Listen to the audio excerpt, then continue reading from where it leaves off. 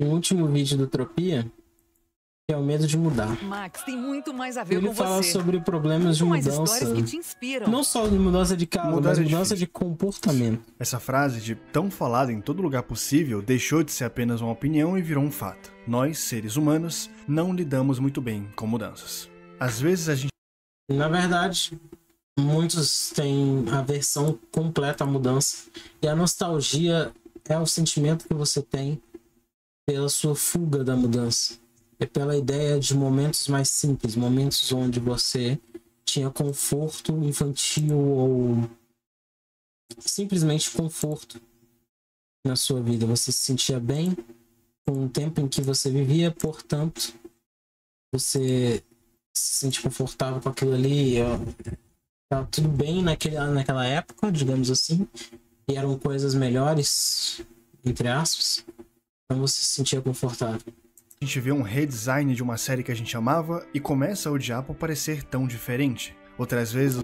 Mas é diferente, de certa forma é diferente. Sem a Sam ali ficou muito esquisito. Mas a Janet McCurdy, ela não ia gravar a continuação. seu pai ou mãe arranjam um emprego em estado vizinho. Esse episódio que Lara vai embora pro Japão e deixa o Joel. E você precisa trocar de colégio e de vida social também. E isso te incomoda mais ainda. Mudar machuca. E não só machuca pelos desafios novos que você vai precisar enfrentar, e sim porque o próprio ato de mudar é algo que nós, humanos, como espécie, não estamos acostumados. Mas é o que nós mais fazemos.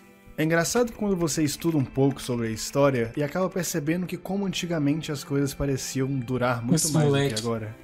A primeira revolução industrial começou em 1760. Nela, as pessoas principalmente perceberam que o carvão era uma fonte incrível de energia. E daí muitas das tecnologias a vapor começaram a surgir. Desde trens para levar pessoas e carga através do país, como também era utilizado para alimentar máquinas no geral. Naquele momento, se ampliou as indústrias. Como as máquinas eram extremamente rudimentares e precisavam de auxílio humano direto para se reabastecer e funcionar, os trabalhadores do campo perceberam que as grandes cidades, que na época mal eram grandes, agora apresentavam uma possibilidade melhor de trabalho, e isso aos poucos estava começando a parecer importante. Mas bem, depois de um século... com cargos horários de 16 horas de trabalho. As pessoas foram começando a perceber que o carvão não era a única fonte possível de energia, e muito menos a melhor. E então, por conta disso, foram introduzidas novas fontes como o petróleo e o gás natural. Com a facilitação logística de se usar petróleo, ele se tornou o grande pilar da segunda revolução industrial. Afinal, diferente do carvão, ele era líquido, ou seja, mais fácil de transportar. E também, diferente do carvão, ele podia ser extraído por máquinas e não dependia tanto de trabalho humano. Você já sabe onde essa história termina. A Revolução Industrial não só se firmou na Inglaterra, como se expandiu para o mundo inteiro. A era da energia elétrica tinha chegado para ficar. Durante a primeira revolução, o trabalho ainda era muito manual. A necessidade de pessoas ainda era gigantesca em praticamente qualquer cenário. Conforme os anos foram passando e a industrialização foi gradualmente aumentando, muitos empregos foram extintos. As pessoas viam seus trabalhos de uma vida inteira indo para o lixo porque uma máquina conseguia fazer o que eles faziam 24 horas por dia e sem precisar descansar. A partir daí houveram inúmeras revoltas por direitos trabalhistas. As pessoas começaram a quebrar máquinas por protesto, houve muita insegurança com o futuro e principalmente medo. Medo de não ser mais útil. Medo. Ou seja, por mais que seja a coisa que nós menos estamos acostumados pelo medo, pelo receio daquilo que vem, daquilo que se é formado a partir disso, é a coisa que mais acontece e inevitavelmente vai acontecer. Você nunca vai escapar da mudança. De ter ficado para trás. Enfim, eu usei esse exemplo para mostrar que, por mais que durante a nossa história muitas mudanças tenham acontecido, e mudanças super importantes, diga-se de passagem, elas ainda demoravam quantidades relevantes de tempo. Do início da primeira revolução até o início da segunda foram mais de 100 anos de distância. Alguém que nasceu um pouco antes de 1760 poderia ter vivido uma vida inteira trabalhando em uma manufatura têxtil, por exemplo, sem temer que seu emprego fosse posto em risco de alguma forma. Isso porque eu tô citando um exemplo até que, entre aspas, recente. Em épocas anteriores, isso era muito mais acentuado. Você não só vivia a mesma vida que seu pai viveu, como seu filho provavelmente iria repetir a mesma dose. As mudanças eram tão pequenas que se gerações saísse e desse gerações padrão, da ele mesma era família deserdado. podiam ser conhecidas pela mesma coisa. Hoje em dia o cenário é um pouco diferente. Qualquer gráfico que você for ver sobre a revolução tecnológica vai se parecer mais ou menos com isso aqui. Sim, nossa senhora. Gráfico que você for Deixa eu ver sobre ver a as revolução coisas que estão tecnológica escritas. vai se parecer mais ou menos A máquina de impressão, telescópio, a luz, a lâmpada, o tubo de vácuo, o voo sucedido, telefone, um transistor de silicone, Sputnik, homem na lua, microprocessador, processador de palavras, o Macintosh, Windows, telefones, a internet, celular, DVD, o processador Pentium, a internet foi comercializada, carros, Google, Facebook, YouTube, Hybrid, iPhone, comercialização de filmes 3D, Google, Driverless Cars, a primeira célula sintética e iPad. com isso aqui. Toda essa região horizontal representa uma passagem de séculos e séculos, mais de 1000 anos de pouca, para não dizer quase nenhuma mudança tecnológica. Depois E de vem a primeira repente- Revolução Industrial, a segunda, as duas guerras e pronto. A gente chega no dia de Taca-lhe hoje, pau nesse onde carinha. um ano equivale a dezenas e dezenas de anos em séculos passados. E o nosso cérebro, obviamente, ainda não se acostumou com a quantidade gigantesca de mudanças em tão pouco tempo. É como se, dentro da nossa cabeça, a gente ainda estivesse aqui. Mas o mundo já tá bem na frente. Antes, as Então, mudanças né? significativas demoravam séculos. Pra hoje, tudo mudar drasticamente de um ano pro outro. Sacou? É claro que se estressa. E é claro que se incomoda. Justamente porque a gente não foi, entre aspas, programado para receber uma chuva de informações novas tão rapidamente. E é com Realmente. isso que eu reitero a frase que eu usei para iniciar esse vídeo. Mudar é difícil. E Muito. não porque você é fraco, e sim porque é difícil mesmo. Eu, particularmente, sempre tive muita dificuldade com mudança. Qualquer uma que fosse. Eu lembro que eu tinha tanto medo de perder os meus amigos do colégio quando eu era mais novo, que eu literalmente continuei estudando em um lugar mesmo morando 5 vezes mais longe. Ah, que bonitinho. Você tinha amigos, então. O que me forçava a não só ter que acordar 4 da manhã e pegar 2 horas de ônibus, tanto na ida quanto na entendo. volta, quanto também ter que dar uma despesa maior para minha mãe, já que transporte não era barato. Tudo isso R$ 101. Caramba. Eu fazia isso por necessidade, não por ter amiguinhos, nem caramba nenhuma. É porque era uma escola técnica. Então era pra eu me formar melhor. Só. para não perder Não uma interessava como é que era a minha vida lá. zona de conforto que eu tinha criado para mim, pois isso se tornava um problema. Um problema que iria me perseguir durante a minha vida inteira. Eu já mantive relacionamentos não muito legais por comodidade, eu já desisti de projetos por saírem muito da minha zona. Eu sempre tive esse apego exagerado na minha rotina. Tudo tinha que ser da forma que eu sempre fiz. Qualquer curva, qualquer virada me incomodava profundamente. Qualquer mudança me deixava paralisado. Não literalmente, claro, mas prejudicava a minha produtividade. E isso me afetou no nível de eu largar a mão de inúmeras tarefas simplesmente por não estar no momento certo, o que abria um espaço gigantesco para a procrastinação e, claro, desistir de tentar algo novo. Eu poderia aprender a cantar, por exemplo, mas as aulas de canto iriam mexer tanto na minha rotina que só não parecia valer a pena. Deixa quieto, eu faço isso depois, é o que eu sempre dizia. E foi assim ao longo da minha vida inteira, até o final do ano passado, aonde de uma forma super besta e aleatória, eu consegui encontrar uma maneira interessante de sair um pouco mais dessa minha zona de conforto. O Andy, um amigo meu, talvez vocês conheçam essa peça, ficava sempre me dizendo pra eu aprender Blender. Toda call que eu ia, eu escutava a mesma coisa. O lance é que pra mim parecia impossível aprender um programa como esse. Cada tutorial tinha uma duração maior que o outro. Tanta gente tentava e desistia. Tanto botão, tanta feature, tanta opção mínima. Modificar sólidos com normal map, mexer com textura, aprender a modelar, estudar iluminação e sombra. Cara, só de pensar eu já ficava doido. Mas foi um desses surtos de procrastinação que a gente tem no meio da noite que eu fui ver uma entrevista do Bill Hurts no canal do Anthony Padilha. E teve um momento aleatório dessa entrevista que eu só tive um clique. com uma coisa super simples que ele falou. This is the advice I give to people all the time. They're like, how do I get started? How do I get started? How do I get out of my own way? Vou fazer para vocês agora. Que ele falou. This is the advice. Esse é o conselho que eu dou para pessoas o tempo todo. Como é que eu começo, como que eu faço meu café sem surtar com tudo. Já tenta pegar alguma coisa pequena. Se não funcionar, tenta um menor. Se não funcionar um plano B, que é fazer ainda menos. Eu acho que quando você está fazendo algo audiovisual, você tem a parte do vídeo, aí você tem que colocar ela, não, e tem a música, e até mesmo produzindo um pedaço de música, tá ligado? Você tem que fazer a bateria, os acordes, isso, tudo. É uma ótima estratégia começar fazendo algo extremamente curto. Tipo, eu lembro de um vídeo chamado Die, onde era só cantando Die numa nota, que era um acorde Dó. E foi, na real, a melhor coisa que rolou pra mim. Porque você poderia executar tudo de uma vez, e com isso vai aprendendo cada processo. Simples assim.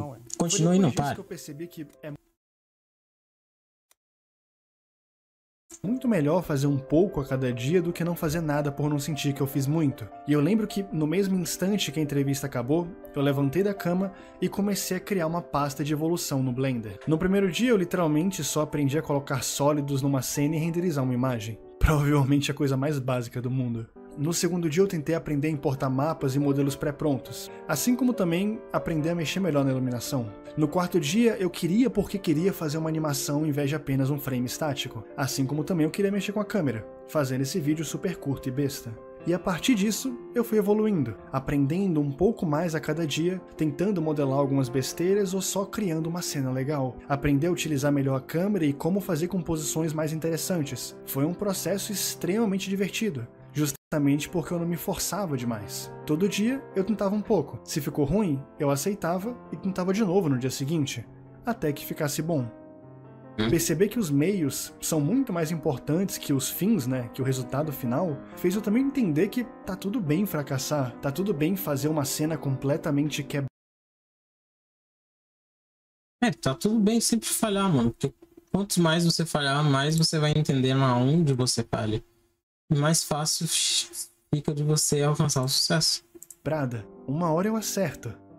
Tanto que depois que eu senti que alguma coisa estava ficando realmente bonitinha, eu fui fazer algumas cenas em 3D para usar nos meus vídeos. E olha, teve vídeos que eu usei bastante cenas em 3D. Eu particularmente fiquei muito feliz com a minha evolução em apenas um único mês usando o programa. E para quem usa o programa sabe, 30 horas de Blender não é absolutamente nada. Eu ainda sou um bebê engatinhando comparado com outras pessoas e amigos.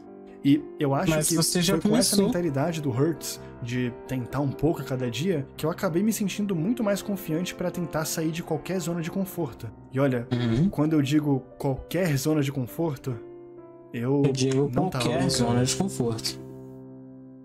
Eu nunca morei sozinho. Eu sempre tive muitas regalias básicas de morar com os familiares. Roupa sempre limpa, comida quando você acorda, pessoas pra você, sei lá, interagir como um ser humano e por aí vai. Porém, isso mudou também no final do ano passado, quando eu recebi a notícia que meu avô iria se mudar e eu só teria duas opções, ou me mudar com ele, ou ir morar sozinho.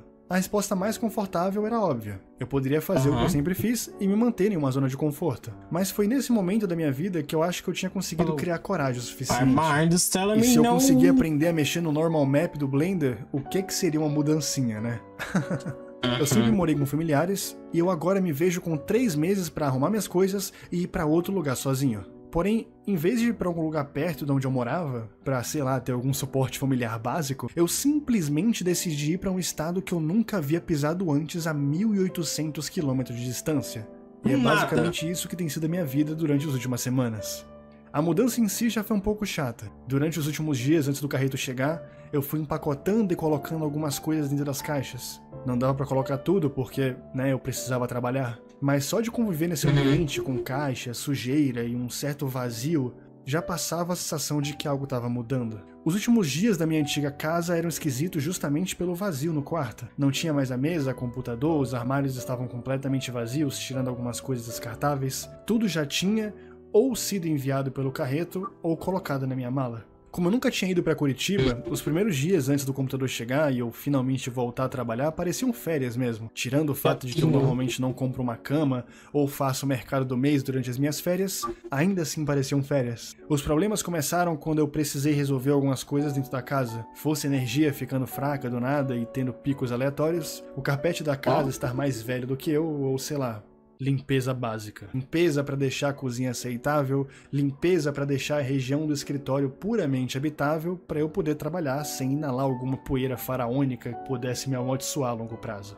E tudo isso ao mesmo tempo que eu me estressava bastante, mas me dava a sensação de desafio cumprido. Claro que tinha vezes que eu só deitava na cama e pensava que seria muito mais fácil estar na minha antiga casa, onde eu conhecia todo mundo, sabia onde tudo ficava, tinha apoio 24/7 e tinha consideravelmente menos preocupações aleatórias. Eu sempre quis fazer um vídeo sobre medo de mudança, mas nunca fez sentido, sabe? Ou porque eu não sabia o que falar, ou porque eu não tinha mudado nada na minha vida. Eu sou um cara bem parado, mas depois de literalmente me mudar para outro estado, aprender a me virar completamente depois de uma sozinho, enorme desde mudança temperar e virar até financiar uma e virar testemunha de airfryer, apartamento, eu comecei a internalizar ainda mais aquela frase besta do Bill Hurts. Eu lembro que quando eu cheguei, logo uma chuva de pensamentos explodiu na minha cabeça. Por onde eu deveria começar? Aonde que eu aprendo a cozinhar? Como eu aprendo a usar uma máquina de lavar roupas? Qual a melhor corretora de imóveis da minha cidade? Ou como eu ando de ônibus por aqui?